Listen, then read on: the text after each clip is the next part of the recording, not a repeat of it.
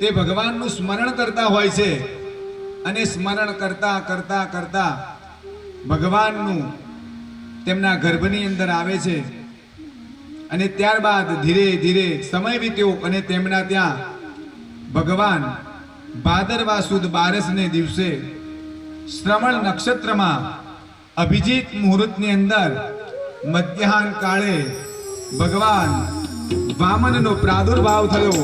બોલીએ શ્રી વામન ભગવાન શ્રી દ્વારિકાધીશ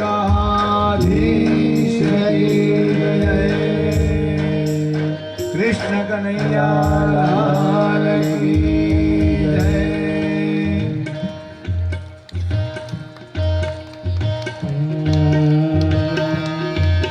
આવ્યો બાળ રે નાનો બાળ રે એને ધર્યું છે વામન રૂપ રે।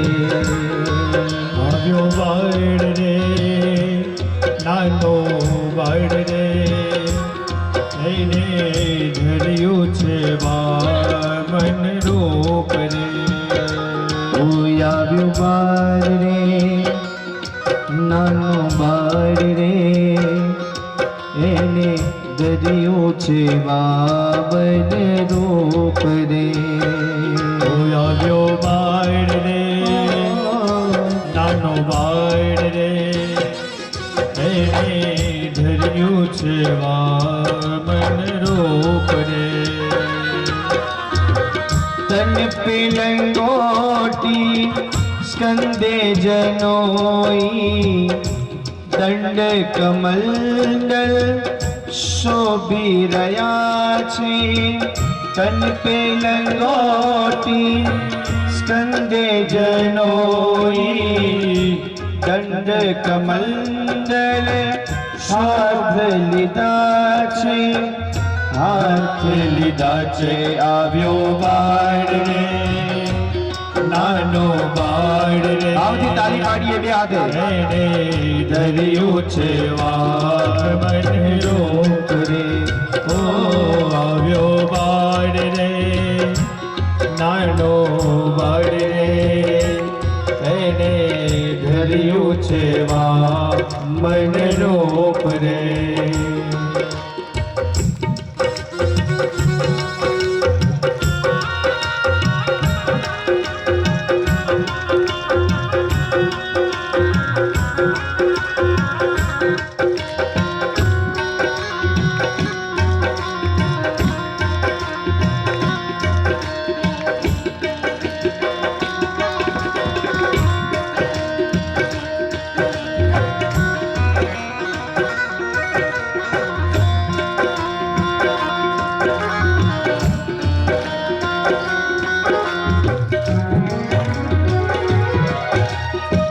બલિ રાજાએ યજ્ઞ ને કાજે વ્રત લીધા છે અતિશય ભારે।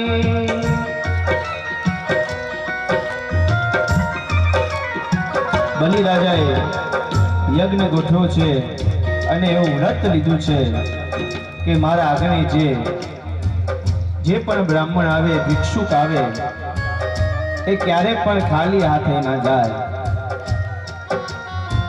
द्वारे जो कोई याचक आवे खाली हाथे पाछो न जाए पाछो न जावे।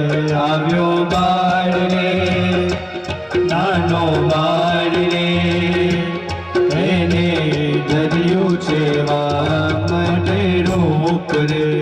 ઓ આવ્યો બાળ રે નાનો બાળ રે એને ધર્યું છે વામન રૂપ રે। નાથનો દેવ આજે ભગવાન વામન રૂપ લઈ અને બલિ રાજાના આગળ પધાર્યો છે। બલિ રાજાને ખબર નથી કે આજે કોણ મારા દ્વારે આવ્યું છે। ત્રણે ભુવનના નાથ નાથ બન્યા છે આજે ભિખારી ભક્તને કાજે.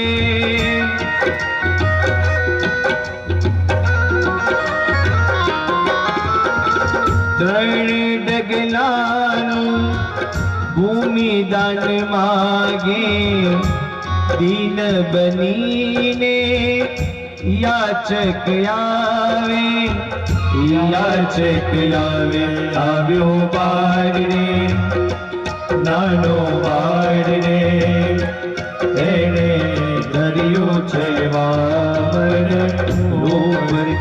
ઓ આવ્યો બાળ રે, નાનો બાળ રે, એને ધર્યું છે વામન રૂપ રે.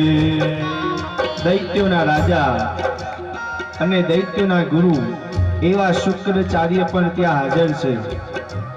ભગવાનને ઓળખી ગયા છે અને બલિ રાજાને કહે છે કે તું આજે નાનો બ્રાહ્મણ આંગણે આવ્યો છે, એને તું દાન આપીશ નહીં. એ સાક્ષાત બ્રાહ્મણ નથી પણ પરમાત્મા વિષ્ણુ વામનનું રૂપ લઈને આ તારા આંગણે આવ્યો છે. શુક્ર ગુરુ તો જાણી ગયા છે, ઓળખી ગયા છે વામન પ્રભુને.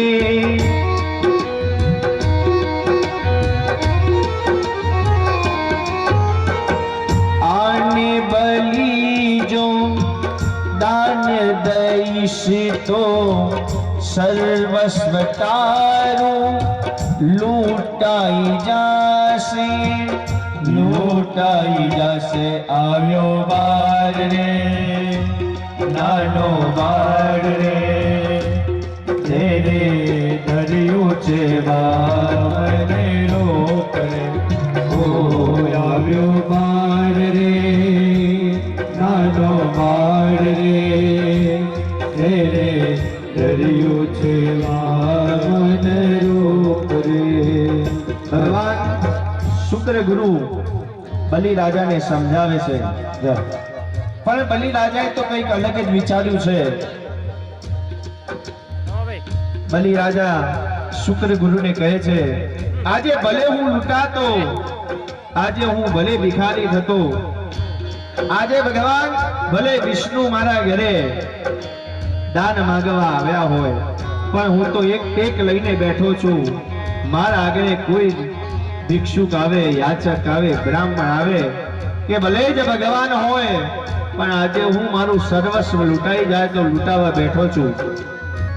ભલે હું લૂંટાતો, ભલે હું ગવાતો, આવેલો યાચક પાછો ન જાતો.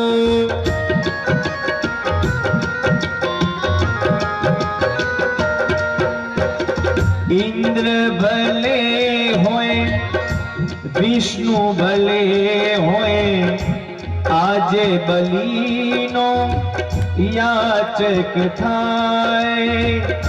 યાચક થાય આવ્યો બાળ રે, નાનો બાળ રે, એને ધર્યું છે વામન રૂપ રે.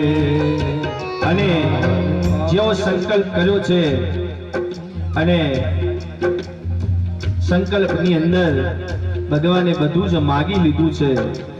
3 ડગલા ભૂમિ દાન માગ્યું છે અને ત્યારે પહેલું રે ડગલે પૃથ્વી રે માપી, બીજે ડગલે બ્રહ્માંડ લીધું.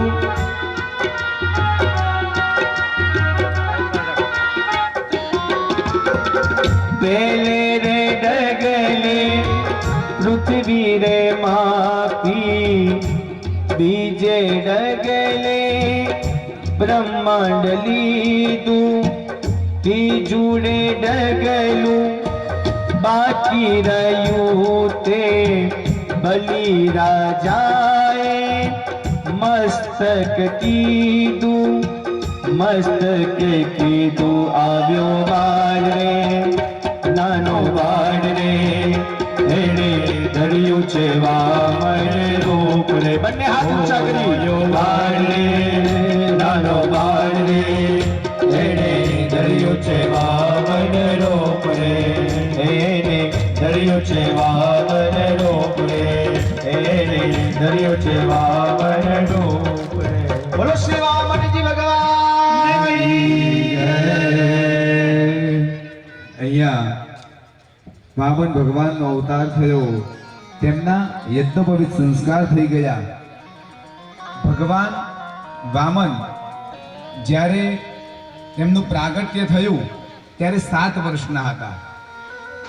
આ રીતે તે ભિક્ષા માંગવા તેમની જ્યારે જનોઈ સંસ્કાર કર્યા અને દરેક દેવોએ, ભગવાન નારાયણનો અંશ છે, દરેક દેવોએ તેમને તેમના યજ્ઞોપવિતની અંદર બધું વસ્તુઓ આપી છે અને સંસ્કાર કર્યા પછી તેમની પાસે ભિક્ષા માગી, બધાની પાસે ભિક્ષા માગવા મોકલ્યા છે.